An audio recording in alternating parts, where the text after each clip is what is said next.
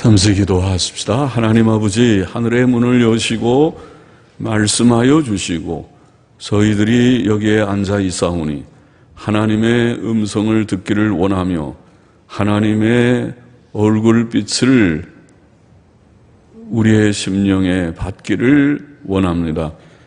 주의 은혜로 구원받은 백성들, 또 주의 은혜로 날마다 성화되기를 원하며 자라가기를 원하며 또 구원받을 영혼들이 혹 있으면 구원받기를 원하며 또 주를 기뻐하기를 원하며 주님은 우리에게 세상이 줄 수 없는 평안을 주신다 하여 싸우니 그 평안을 받기를 원하며 슬픔의 골짜기 속에 살면서도 항상 주로 말미암아 소망 중에 즐거워하며 기뻐하기를 소원합니다.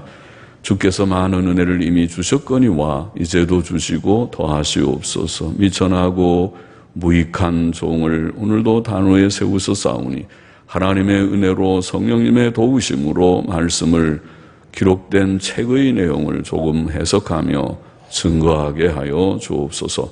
예수님의 이름으로 기도하옵나이다. 아멘. 아멘. 19장 말씀 보십시다. 사도행전은 역사책이니까 역사 내용을 읽어보는 것은 그렇게 어렵지는 않고 거기에 담긴 하나님의 진리도 분명해서 예수님을 사도들이 전했다는 것이죠. 예수님을 그리스도 하나님의 아들 구주로 전하고 그리고 성령께서 역사하셔서 많은 사람들이 회개하고 주께로 돌아왔다는 그 얘기가 사도행전의 내용이니까 어려운 것은 없고, 그러나 이제 우리가 쭉 한번 성경을 읽은 과정이니까 사도행전도 한번 중요한 책이니까 읽어보고 이렇게 교회가 확장되었구나. 사실 예수 믿는 초기 교회의 교인들, 제자들은 유능한 사람들은 아닙니다. 공부를 많이 한 사람도 아니고 말을 잘하는 수사학자들도 아닙니다. 당시에는 유명한 철학 수사학자들, 키케로 같은 수사학자들이 의 가르침이 있는 시대였지만은 예수님의 제자들은 어부들이나 이런 사람들이 사실은 그랬고, 물론 바울은 공부를 좀 한 편이지만은 그러나 바울도 이제 그 말을 잘하는, 용기 있게 말을 잘하는 그런 사람은 아니라고 서신에서 표현했습니다. 말에는 내가 좀 졸하다. 좀 배운 것은 좀 있지만 말을 잘하지 못한다는 표현을 하기도 했습니다. 19장 말씀 보십시다. 에베소에서 전도한 내용입니다. 1절, 2절을 먼저 좀 보면 아볼로가 고린도에 있을 때, 지난 시간에 아볼로가 그 에베소에서 있다가 고린도로 건너갔다 그 얘기 읽었는데 이어지는 말씀이죠. 아볼로가 고린도에 있을 때에 바울이 윗지방으로 다녀 에베소에 와서 어떤 제자들을 만나 가로되, 바울은 지금 에베소에 있다가 거기서 이제 가이사라로 멀리 백길로 멀리 갑니다. 에베소에서 가이사라는 지도를 보면 굉장히 먼 바닷길인데 가고, 거기서 안디옥에 올라갔다가 그 다음에 부르기아 땅, 갈라디아 부르기아 땅을 차례로 쭉 다니면서 전도했다. 이제 제3차 전도 여행이라고 우리가 부르는 여행인데 다시 믿는 교회들을 쭉 돌아본 거지요. 오늘날로 말하면 신방가도 갔고 또 전도할 새로운 사람도 있으면 전도도 하고 했을 것입니다. 자, 그렇게 하다가 바울이 에베소로 이제 왔다는 것이죠. 와서 어떤 제자들을 만나 가로되 너희가 믿을 때에 성령을 받았느냐? 가로되 아니라 우리는 성령이 있음도 듣지 못하였노라. 까지만 보시라. 바울은 전에 바로 앞장에서 에베소 사람들에게, 에베소 사람들이 좀 여기 있으면서 우리에게 성경을 좀 더 가르쳐 주세요 하고 얘기를 하니까 바울이 안 된다고, 내가 지금 빨리 저 예루살렘으로 가야 된다. 좀 이제 지금은 떠나가야 된다. 그렇게 말한 것 같아요. 그래서 이제 예루살렘에 갔는지는 모르지만은 가이사라로 갔으니까, 가이사라는 예루살렘이랑 가까운 곳입니다. 가이사라로 갔다가 거기서 다시 안디옥이라고 북쪽으로 올라갔다 이렇게 돼 있으니까 여하튼 에베소에 머물지 않고 떠났는데 이제 그러면서 말하기를 거기에 사도행전 18장 앞장이죠. 18장 21절에 보면 하나님의 뜻이면 너희에게 돌아오리라. 하나님의 뜻을 언급했습니다. 하나님의 섭리를 믿는 사람들이니까. 그런데 이제 과연 이제 하나님의 뜻 가운데 에베소에 다시 돌아온 거죠. 에베소로 돌아와 왔는데 거기서 어떤 제자들을 만났는데 그들이 믿는다고는 하는데 성령을 받지 못한 자들이었고 성령께서 계심도 듣지 못한 것을 알았습니다. 보통 제자 그러면 예수 믿는 사람들을 제자라고 하는데 여기에 바울이 만난 자들은 예수님을 믿은 것 같지는 않습니다. 그들은 예수 그리스도의 이름으로 세례도 받지 않았고 성령을 알지도 또 받지도 못했습니다. 3절, 5절에 보면 바울이 말하기를 그러면 너희가 무슨 세례를 받았느냐 대답하되 요한의 세례로라. 요한의 세례로라. 세례 요한이 요단강에서 세례를 베풀었는데 지금 이 에베소는 굉장히 떨어져 있죠. 지도로 보면 여기는 소아시아고 요단강은 이 팔레스틴 유대 땅인데 그들이 유대 땅에 있다, 세례 요한이 있을 때 유대 땅에 가서 세례를 받고 글로 이제 이주에 와서 그쪽에서 생활하고 있는 것인지 알 수는 없지만은 여튼 세례 요한의 세례를 받았다고 말을 합니다. 그 제자들은 확실히 신앙 지식에 있어서 부족한 자들이었습니다. 그들은 아볼로의 가르침으로 예수님을 알았는지는 몰라도 예수 그리스도의 속죄의 도리를 확실히 알지 못한 자들이었던 것 같습니다. 우리가 예수를 믿는다는 것은 예수님의 속죄를 믿는 것입니다. 기독교의 핵심은 속죄입니다. 우리가 죄인이기 때문에 죄 문제 해결이 핵심입니다. 그래서 예수를 믿어도 그냥 율법을 지켜서 하나님 섬겨야 되고 부모 공경해야 되고 남 죽이면 안 되고 간음하면 안 되고 율법 정도만 아는 사람은 예수 믿는 것이 뭔지를 아직 모르는 사람이에요. 그러니까 우리는 율법으로 구원받을 수가 없기 때문에 예수님을 믿는 거거든요. 사람이 율법으로는 다 죄인이에요. 율법으로 하나님 앞에 바로 설 자가 아무도 없습니다. 의인은 하나도 없다고 했습니다. 그래서 예수님께서 오셔서 우리를 위하여 대속제물이 되셨다는 것이 성경의 중요한 내용이거든요. 그래서 예수님을 믿는다고 자꾸 말해요. 믿어서 구원을 받으세요. 믿는다는 말은 예수님이 나의 죄를 담당해서 십자가에 속죄 제물이 되셨기 때문에 예수님을 믿을 때에 내 죄가 다 용서함 받고 새 삶을 산다는 것이 그것이 복음의 내용이란 말이죠.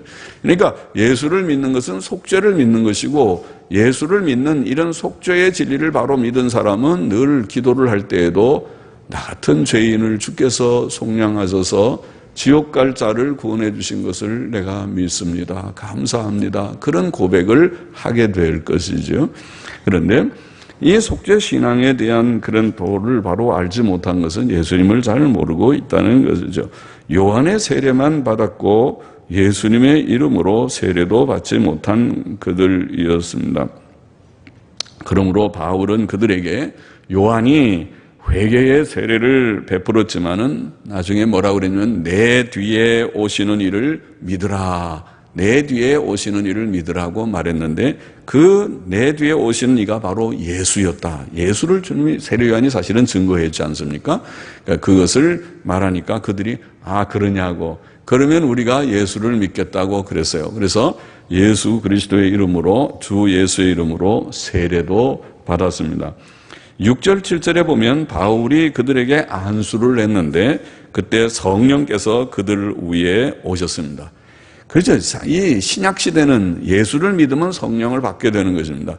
그래서 그들이 사도가 안수를 할 때 예수 그리스도의 이름으로 세례를 주고 안수를 할 때 성령께서 그들 위에 오셨습니다. 이것은 사도 베드로와 사도 요한이 사마리아의 성도들, 우리가 사도행전 8장에서 읽었죠. 사마리아의 성도들에게 안수할 때에 그들이 성령을 받은 것과 같습니다. 하나님께서는 두 경우 사마리아 때나 지금 에베소 때나 다 사도들을 통해 새 신자들이 성령을 받게 하셨습니다.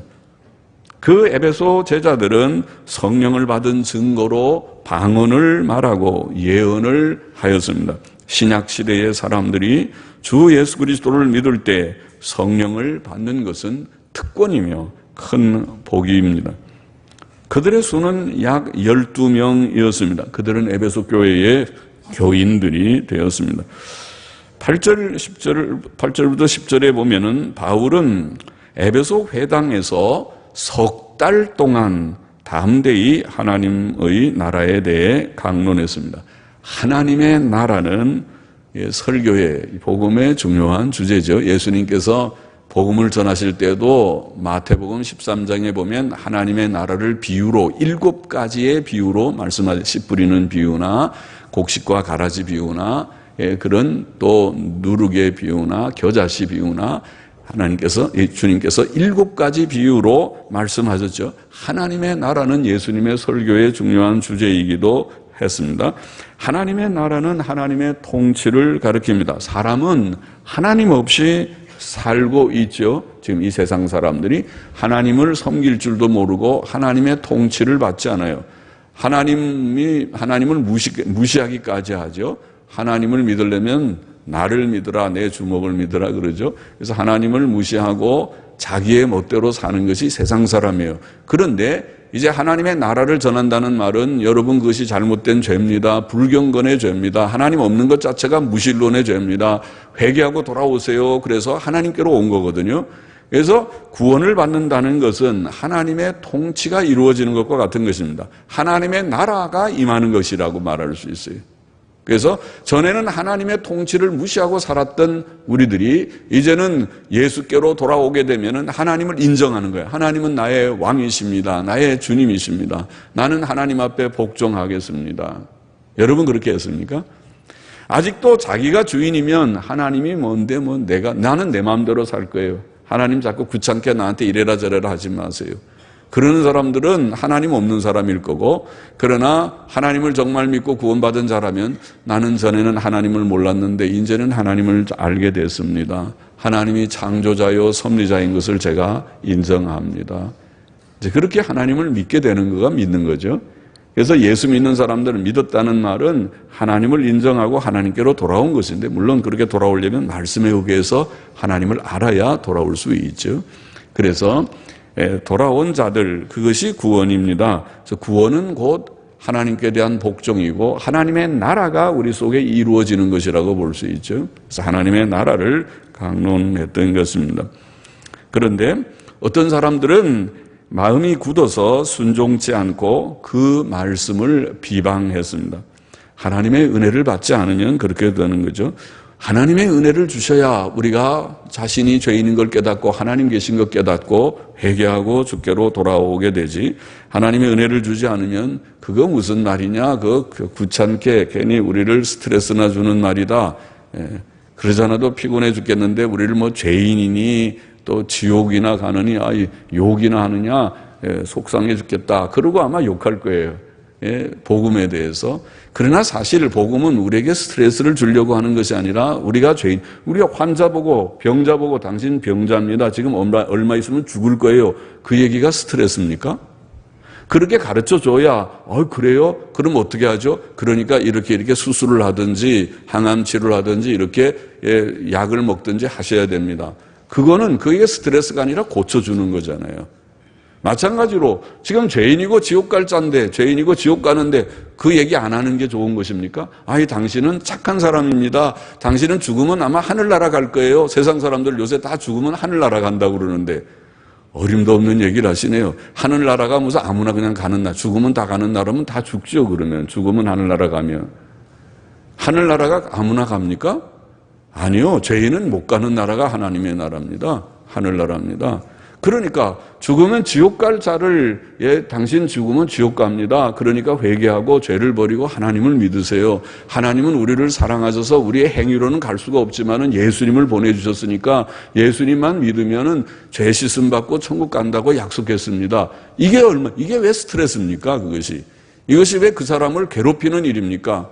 그에게 정말 구원의 진리를 보여주는 것이 아닌가요? 깨달음이 없으면은 그렇게 생각할 수 있겠죠. 모든 게 다 귀찮고 이 세상에 그저 잘 먹고 편안하게 살고 병이나 고쳐주는 얘기는 해주면 좋겠다. 그러겠지요. 그러나 정말 중요한 죄 문제를 덮어놓는 것은 결코 그것이 좋은 말이 아닌 것이죠. 그런데 이제 어떤 사람들은 바울이 열심히, 이렇게 바울은 뭐 저보다 엄청 설교를 잘 했겠죠. 그러니까 바울 같은 사람이 설교를 하는데도 바울 보고 앞에 대놓고 막 욕을 했으니까, 그래도 그런 걸 비하면은 합성동교회 우리 교인들은 착한 편이죠. 목사가 이렇게 설교하는데 설교 중간에 그런 법이 어디 있습니까 하고 반대하는 사람은 한 번도 없었어요. 그래도 이제 간혹 좀 속상하는 말을 하는 사람들이 있긴 있었지만은, 그러나 그런 사람이 없으니까 착한 편이죠. 그런데 바울은 그 에베소 해당에서 설교를 할 때, 복음을 전할 때 막 거기에 대해서 비방을 하는 사람이 있었다는 거죠. 그래서 거기에서 잊지를 못하고 계속 비방하는데 어떻게 설교를 하겠어요? 설교는 듣기 싫은 사람한테 계속 할 수도 없는 거잖아요. 그러니까 그래서 따로 제자들을 따로 세워서 이제 믿는 사람들만 따로 데리고 두란노 서원이라고 하는 그런 서원에서 날마다 강론을 하였다고 그렇게 되어 있습니다. 2해 동안을 날마다 강론하였다. 교회는 하나님의 말씀을 믿고 순종하는 자들의 모임이죠. 교회는 매우 자발적인 모임입니다. 여기는 강압적인 모임이 아닙니다. 여러분, 누가 강압해서 목사가 여러분 보고 나와요, 저기서 멀리서도 안 나오면은 죽을 거예요. 죽을 거는 말 하지도 못해서도 안 되지만, 그렇게 강압을 해서 나온 사람 아무도 없잖아요. 오히려 제가 여러분을 전화를 못 드려서 죄송하죠. 한 번씩 문안도 하고 어떻게 지내세요? 어려운 일은 없어요. 전화를 해야 되는데 매일 설교 준비하지도 잘 못하는 설교 준비한다고 책상에 많이 앉아있고, 또 급한 환자들이나 좀 돌아보고 그렇게 하다 보니까 시간이 그렇게 없고, 그냥 별로 나는 놀러 다니지도 않고 많이 놀지도 않고, 많이도 아니고 조금 그저 운동한다고 한 30분씩 러닝머신에서 좀 그저 빨리 걷는 그런 정도 하지, 별로 놀지도 않는데 왜 이렇게 시간이 없는지 그렇게 지나지만은요. 그런데 이 믿는 자들의 모임이니까 믿지 않는 자들과 믿는 자가 많이 섞여 있으면 교회는 점점 힘이 없어지고 나중에는 교회인지 이게 세상인지, 이제 교회가 오늘날도 해이해져 있기 때문에 교회들이 천태만상이에요. 어떤 교회 가면 이건 세상이랑 비슷하다, 세상보다 더 신나게 노는 교회도 있고, 또 우리 교회 같이 고리타분하게 교회에 오면은 매일 성경만 하고 설교도 뭐 1절, 2절 성경이나 공부하듯이 매일 그렇게 하니까 재미없다고 그러는 교회도 있겠죠. 교회들이 천태만상인데, 그런데 교회는 재미있게 노는 것이 좋은 교회가 아니라고 저는 생각해요. 성경 말씀을 바르게 잘 가르쳐주는 교회가 그것이 바른 교회라고, 우리는 이제까지 개혁교회가 그렇게 다 봤어요. 참교회가 뭐냐? 첫째, 말씀을 바로 선포하고, 둘째, 성례를 바르게 시행하고, 셋째, 권징을 충실하게 시행하는 교회가 참교회다. 트루 처치, 참교회의 세 가지 마크, 세 가지 표지가 이거다. 개혁교회는 그렇게 가르쳐 왔거든요. 그런데 오늘날은 시대가 그거 별로 사람들이 안 좋아하니까 다 그거 뭐고 재미없고, 재미있게 하는 것이 좋다고 다 교회가 그렇게 흘러가고 있는 시대의 풍조가 그렇게 돼 있지만은요. 여하튼 그래서 따로 두란노 소원에서 모여서 2해 동안 말씀을 전했으니까, 2해면 안식일이 100번 이상이죠. 52주면 100번 이상인데 일주일에 2번씩만 설교를 해도 200번 이상 설교를 했을 것이죠. 그러면 꽤 많이 가르쳤겠죠. 교회가 사람이 마음먹기에 나름이죠. 내가 이 교회에 적을 두고 교회에서 신앙생활을 바로 해보겠다, 성경을 바로 배워보겠다 결심만 하면, 교회에는 일주일에 성경 배울 수 있는 시간이 적어도 공적으로는 3번 있습니다. 주일 오전, 오후, 또 수요일 계속해서 성경 강해를 하니까 그 3번만 빠지지 않고 참석한다면 아마 몇 년 지나면 성경 상당히 많은 내용을 아마 공부할 수 있을 것입니다. 또 못해도 이제는 요새는 발달해서 인터넷에 다 설교한 내용을 다 올려놨으니까 시간만 있으면 30분씩만 들으면은 계속 엄청난 많은, 우리가 인터넷에 올라가 보면 창세기부터 계시록까지 올려놓은 mp3 파일, 음성 파일도 많고, 요새는 mp4 파일이라고 영상 파일도 계속 올라가고 있으니까 그 창세기부터 계시록까지 마음만 먹으면 성경 공부를 엄청 할 수 있죠. 정말 좋은 시대죠. 이제 바울이 만일 이 시대에 있었다면 얼마나 좋은지, 바울의 영상 파일을 계속 올려놨으면 우리가 바울을 직접 영상으로 인터넷, 또 요새는 스마트폰 가지고 몇 번만 두들기면 다 나와요. 스마트폰이, 웬만한 스마트폰은 다 설교가 떠요. 설교 얼굴을 보면서 그 얘기를 들을 수 있으니까 정말 좋은 시대이죠. 문제는 아무리 좋은 시대라도 듣지 않으면 소용이 없죠. 그것을 사용하지 않으면 소용이 없죠. 성경이 있은 때에도 우리는 음성으로 못 들어도 성경을 열심히 읽고 바울의 말씀, 예수님의 음성을 사모하고 들었습니다. 책으로 읽었습니다. 이제는 음성으로 들을 수 있는 시대가 됐고 눈으로 볼 수 있는 시대가 되었습니다. 하나님의 진리를 사모하는 자들은 충만하게 많은 것을 받을 것이고, 사모하지 않는 자들은 아무리 좋은 매체가 있어도 그 말씀에 대해서 무지하고 또 빈곤할 수밖에 없겠죠.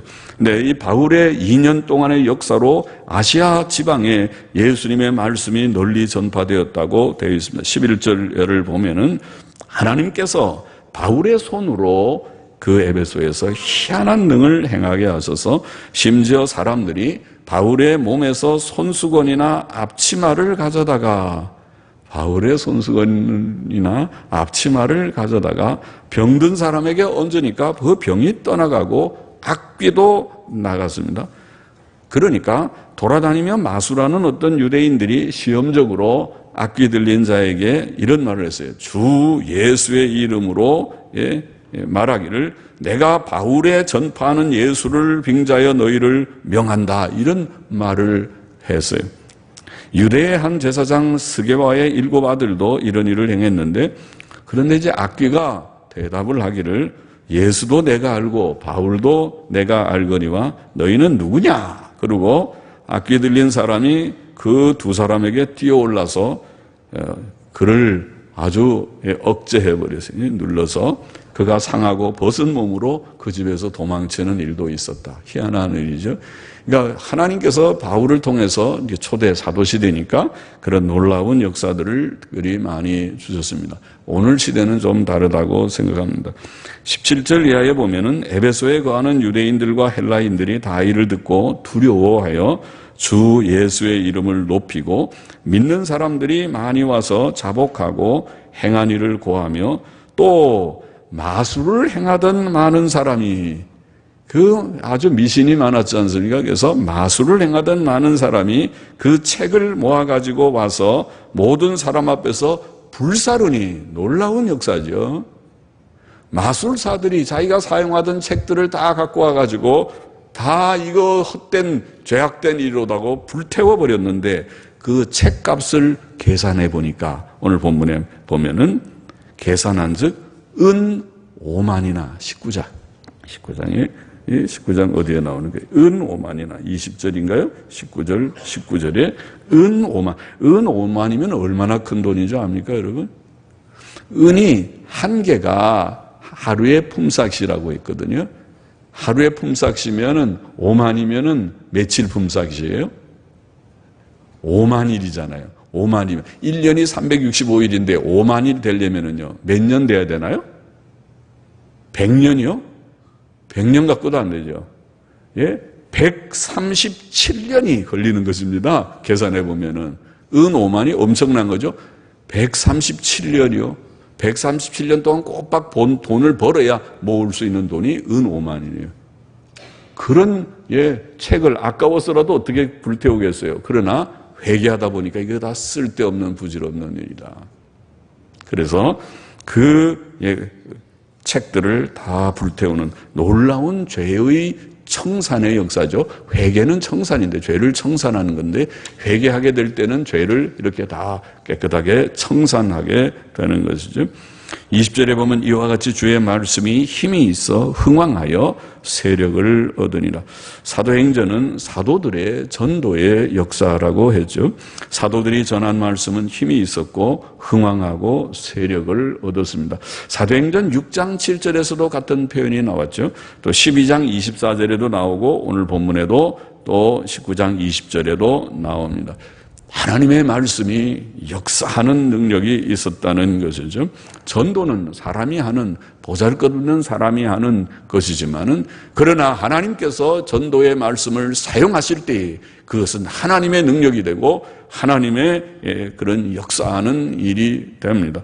그래서 우리가 사도행전을 사도들의 행전이 아니에요. 사도행전은 말씀의 행전이고 성령의 행전입니다. 그렇게 말을 하기도 하는 것입니다. 21절, 22절에 보면은 이 일이 다 된 후 바울이 마게도냐와 아가야로 다녀서 예루살렘에 가기를 경영하여 계획을 하여 말하기를 내가 거기 갔다가 후에 로마도 보아야 하리라. 예루살렘에 올라갔다가 로마를 이제는 가봐야겠다. 1, 2차, 3차 전도 여행을 다 마치니까 이제 로마로 갈 계획을 세웁니다. 로마는 당시 로마 제국의 수도입니다. 바울은 그 즈음에 쓴 고린도전서에서 내가 오순절까지 에베소에 유하려 하면 내게 광대하고 공효를 이루는 문이 열리고, 그러니까 전도의 열매가 많이 일어났다는 거죠. 또 대적하는 자가 많음이라. 그의 2년 3개월의 에베소 전도 사역은 많은 결실을 맺었습니다. 그래서 로마도 보아야 하리라 하고 자기를 돕는 사람 중에서 디모데와 에라스도 두 사람을 마게도냐로 보내고 자기는 아시아에 얼마간 더 있으니라. 23절에 보면 주의 말씀이 힘이 있어 흥황하여 세력을 얻었던 바로 그때에 이 말씀으로 인해 적지 않은 소동이 있었습니다. 진리운동에는 언제나 갈등과 싸움이 있습니다. 주께서는 내가 세상에 화평을 주러 온 줄로 생각지 말라. 화평이 아니요 검을 주러 왔노라. 그런 말씀을 하셨죠. 사람들의 무지함과 사탄과 악령들의 역사로 인해 이런 갈등과 싸움이 일어납니다. 우리는 그런 소동을 이상히 여기지 말아야 하겠습니다. 24절 이하에 보면은 이제 그 어떤 소동이 있었냐면 데메드리오라 하는 어떤 은장색은 은을 가지고 은기술자죠. 은으로 뭐 물건 만드는 기술자. 은장색이 아데미의 은감실, 아데미는 에베소 사람들이 섬긴 신의 이름입니다. 그래서 아데미의 은감실, 은감실이라는 말은 그 신주의 아데미 신을 이제 뭐 우상을 하나 만들었겠죠. 그것을 신주를 놓는 괴짝입니다. 괴짝. 신주 괴짝을 은감실이라고 하는데, 은감실을 만들어서 직공들로 적지 않은 벌이를 하게 했는데, 그가 그 직공들과 이러한 영업하는 사람들을 다 모아놓고 이렇게 말합니다. 이 데메드리오라는 사람이 여러분도 알거니와 우리의 유족한 생활이 이 업에 있는데 이 바울이 에베소뿐 아니라 거의 아시아 전부를 통하여 허다한 사람을 권유하여 말하되 사람의 손으로 만든 것들은 신이 아니라 하니 이는 그대들도 보고 들은 것이라. 우리의 이 영업만 천하여질 위험이 있을 뿐 아니라 큰 여신 아데미의 정각도 경홀히 여김이 되고 온 아시아와 천하가 위하는 그의 위엄도 떨어질까 하노라. 그렇게 말을 했습니다.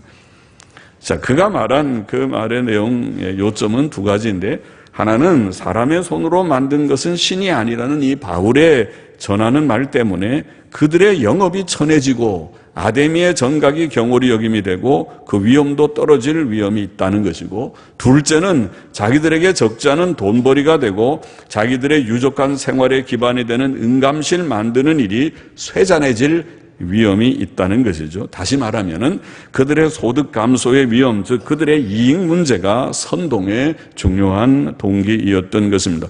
사람들은 자신의 물질적 이익에 손실이 되면 싸우려 하죠. 그래서 그들이 하나님은 잘 모르지만은 돈 귀한 것은 아니까 뭐가 돈에 좀 손해가 된다 그러면은 아주 싸우려고 들죠. 28절 이하를 보면은 저희가 이 말을 듣고 분이 가득하여 외쳐 말하기를 크다 에베소 사람의 아데미여 하고 그들이 그렇게 막 외칩니다. 그 이제 28절 이하의 내용이 그런 내용입니다. 그래서 바울이 이제 연극장 안으로 들어가려고 하니까 제자들이 말리고 거기 들어가면 안 된다. 들어가지 말라고 하고 사람들이 모여가지고 하도 어지러우니까 왜 모였는지도 어떤 데는 모르고 그러죠. 데모하는 군중이 항상 그렇죠. 그래서 왜 모였는지 정확한 이유도 잘 모르고 그냥 모여서 막 외치고 그럽니다. 그러면서 그들이 외치는 것은 크다 에베소 사람의 아데미여 하면서 2시간 동안이나 그런 이제 외치고 막 시끄러운 소요를 일으켰는데, 그런데 하나님의 은혜로 35절에 보면 서기장이 무리들을 안돈시키며 그들이 전각의 물건을 훔쳤거나 아데미 여신을 비방하지 않은 자를 잡아온 것은 정당한 일이 아니라고 말하고, 어떤 송사할 일이 있으면 정식 재판 절차를 밟아서 해야 할 것이며 이 불법 집회에 대해 책망받을 위험이 있다고 말하면서 그 모임을 흩어지게 할 때에 다 흩어지게 되었다. 하나님의 은혜가 아닐 수 없습니다. 자, 오늘 19장의 교훈을 우리가 좀 정리해 보면은 몇 가지 분명한 사실들이 여기에 증거되어 있습니다. 하나는 하나님의 말씀을 바울이 담대하게 전했다. 3달 동안 에베소 회당에서 전했고, 그러다가 비방이 있고 또 반대가 있을 때에 제자들을 따로 세워서 두란노 서원에서 2년 동안 말씀을 전했다. 2년 6개월 동안 바울은 하나님의 말씀을 담대하게 전했습니다. 우리는 비록 사도는 아니고 또 바울 같은 인물은 아닐지라도 하나님의 말씀을 전하는 데는 위축되지 말고 어디에서나 기회가 있는 대로 담대하게 전해야 하겠습니다. 전도는 전 담력을 가져야 돼요. 그래서 성령의 능력을 받아서 어디든지 전도지를 나누고, 예수 믿고 구원 얻으세요. 예수 믿고 구원 얻으면 좋겠습니다. 형제도 예수 믿고 예배당에 나와서 같이 구원 받으면 좋겠습니다. 그리고 모든 사람에게 전도하고 소개하는 담대함을 우리 모두가 가지면 좋겠어요. 구원받고 안 받는 것은 하나님과 그분의 그 사람들과의 관계 속에서 이제 결론이 나겠지만은, 우리가 할 수 있는 것은 담대히, 바울처럼 담대히 복음을 전하는 것. 둘째로, 복음을 전하면은 복음을 믿지 않는 자들, 또 불순종하는 자들이 있고 비방하는 이들이 있는 법이다. 그것을 여기에 보입니다. 바울이 지금 이 사도행전에서 여러 차례 보고 있죠. 복음을 전하면 항상 핍박이 있고, 바울은 뭐 두들겨 맞기도 하고 거의 죽을 지경이 된 데가 한두 번이 아닙니다. 그런 어려운 일들을 감당하지 않고서 어떻게 전도자가 됩니까? 복음을 위해서 사는 것은 그렇습니다. 교회 사역을 하는 것은 그렇습니다. 교회 사역을 하는 우리 또 부목사님, 이목사님도 있고, 또 앞으로 신학 공부할 건호 형제도 있고 하지만은, 또 우리 여기에 제 신학교 우리 공부하던 우리 학생들, 우리 강도사님, 전사님도 한 명씩을 참석하고 계신데, 복음 사역의 이 일은 이것이 쉬운 길이 아닙니다. 영광받고 칭찬받는 길이 아니고 고난을 각오해야 되고 속을 7번 썩을 각오를 해야 되는 일이고, 영혼을 상대하는 일은 다 어렵고 힘든 일이지만은 복음 사역은 더욱 그러한 것입니다. 이것은 이해관계가 있는 것이 아니니까, 이익 집단들은 자기에게 이익이 안 되면 끊어버리고 그냥 떠나버리면 되지만은, 교회라고 하는 것은 이것은 순수하게 하나님의 영광을 위하여 우리가 자발적으로 모인 곳이니까, 이것은 한 명의 영혼도 우리가 그냥 흘려보낼 수 없으니까 다 품고 가려고 하는 것은 보통 어려운 일이 아니지만은, 그러나 우리가 그것을 너무 이상히 여기지 말고 또 두려워하지 말고, 우리는 늘 그런 일이 있는 법이다. 사람이 다 불완전하니까, 부족하니까 그렇고, 마귀가 어떻게 가만히 놀고 있겠는가? 하나님이, 우리가 복음이 바로 증거되고 영혼이 구원받으면 마귀는 덩달아서 샘나서 자기도 열심을 내겠죠. 뭔가 여러분에게 시험거리를 주고 교회에 분란거리를 주고 없는 문제도 좀 만들어서 일으켜보려고 하는 것이 마귀의 생각이 아니겠습니까? 그러니까 그런 이런저런 문제들이 우리는 지금은 없지만은 그런 일들이 있을 때 이상하게 여기지 않고, 교회에는 그런 일이 의뢰에 있는 것이다. 바울의 사역에 보면 의뢰에 있었습니다. 또 그러나 셋째로, 우리는 하나님의 말씀의 능력을 믿어야겠습니다. 하나님께서 역사하셔서, 바울은 인간적으로는 연약하지만은 바울을 통해서도, 당시에는 사도시대니까 더 그랬죠. 병도 낫고 악귀가 나가고 마술사들이 회개하고 은 5만이나 책을 다 불태우면서 이거는 거대한 놀라운 결과가 아닙니까? 하나님의 말씀을 바울은 연약하게 전했지만은, 그러나 하나님께서 역사하시는 그 결과는 굉장히 엄청나지 않았습니까? 오늘날도 마찬가지입니다. 하나님의 말씀은 결코 연약하지 않습니다. 오늘날은 기적주의는 아니지만은 하나님의 말씀의 역사로 오늘 우리가 여기까지 온 것입니다. 저도 부족한 목사지만은 제가 살아온 생애는 하나님의 말씀밖에 없었습니다. 다른 어떤 기적을 체험하고 온 것이 아닙니다. 하나님의 말씀이 부족한 저를 사로잡아서 네가 주를 위해서 한 목숨을 바치겠느냐, 부족하지만 바쳐보겠습니다 하고 이제까지 오게 한 것처럼, 또 여러분도 하나님께서 역사하셔서 이렇게 모이게도 하시고 하나님께서 역사하셔서 신앙생활하게 한 줄을 믿습니다. 하나님의 역사가 말씀이 무능한 것이 아닙니다. 오늘도 하나님의 말씀은 살아있는 말씀이고 능력의 말씀입니다. 바울이 말했죠. 우리는 기적을 전하는 자도 아니고 지혜의 말을 전하는 자도 아니고 십자가에 못 박히신 그리스도를 전하지만은 이것이 하나님의 지혜요 하나님의 능력이 되어서 하나님이 구원하시는 자들을 구원하는 것이다. 그것이 기독교 역사입니다. 기독교 확장의 역사입니다. 사도행전의 역사입니다. 오늘 우리 시대의 교회, 참된 교회의 역사입니다. 그것을 믿으십시다. 하나님의 말씀의 능력을 오늘도 믿어야 되겠습니다. 기도하십시다. 오늘도 하나님의 말씀의 능력으로 우리가 구원받고 또 예수 믿고 또 주 안에서 이 많은 어려운 악조건 속에서도 우리가 살고 또 기쁨을 누리고 또 일하며 소득을 얻고 또 하나님이여 이 복잡한 부조리하고 불합리하게 보이는 환경 여건과 모든 사회 환경까지 이 모든 가운데서도 하나님이여 하나님을 믿는 이 한 가지 믿음 때문에 우리가 승리하고 넉넉히 이기고 늘 기뻐하고 감사하며 또 주께 영광을 돌리며 체험하며 살아가는 저희 모두가 되게 하시니 감사하옵나이다. 늘 주님 믿는 믿음에 굳게 서서 승리하게 하여 주옵소서. 예수님의 이름으로 기도하옵나이다. 아멘.